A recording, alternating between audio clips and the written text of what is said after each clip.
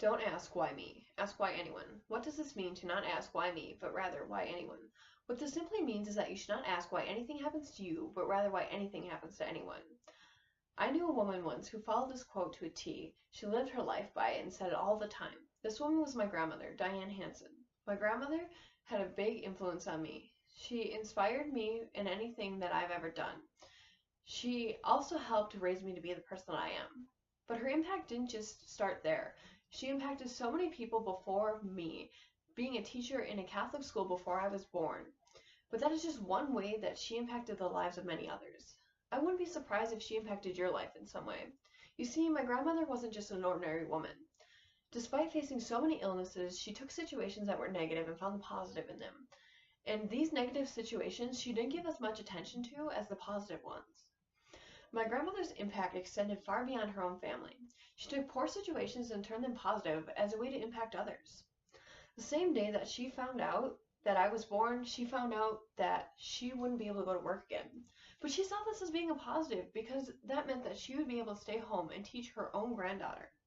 The reason why she had to stay home and couldn't go to work is because the muscles in her body were decaying at such a rapid rate that they didn't know when she would lose complete control of them. But that wasn't negative to her because it meant that she got to stay home and teach her granddaughter. At a time in her life when she found herself alone and without a husband, she had to have home health aides. She had one who she adored specifically, and this woman's name was Kim. Kim loved her in the morning because she was so positive when she got her out of bed. She told me this saying, "I was glad to meet your grandma." At breakfast, they would sit down and have conversations where they talked about life and its simple joys. Kim told me this and that she missed having these morning conversations with her. It was as if there was a storm happening, but my grandmother could only think of the flowers that were to bloom afterwards. Known for being a light in people's lives, this is why. She took events like being homebound and not being able to work and found the positivity in each of these things. Despite facing so many illnesses, she found herself facing yet another one.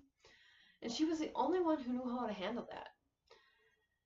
We wondered how she was going to face this illness, though, and we asked ourselves, and we asked her, "Why is this happening to you?" But she responded with her famous quote saying, "I don't ask why me, I ask why anyone." My sister remembers this and says that you'll find this quote in her journal that she wrote. It was the first thing that she ever wrote in there, but she titled this journal, "The Midnight Ravings of a Mad Cancer Patient." You see, my grandmother also wrote another quote in there that says, "I plan to take this negative and turn it into a big, beautiful, colored picture." When my grandmother died, it seemed as if she had lost everything. But she looked at us and just told us that she was glad for her family. It's no secret that she faced many obstacles, but she didn't let them get to her. In spite of facing all of those things, it didn't mean that she had to face the dark thoughts that came with. Negativity wasn't her thing. Being negative is something she wasn't, not even in sickness. She never even used the word hate, not even when it came to ladybugs, and those were her least favorite things. She literally wrote in her journal, "I'm positive I don't want to be negative about this."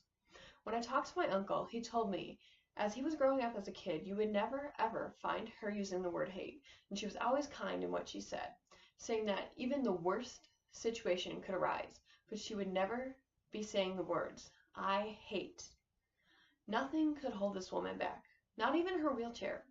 One year we went to the county fair and we found the roughest terrain that we had to face, but my grandmother didn't see this as an obstacle. She just saw it as something to overcome.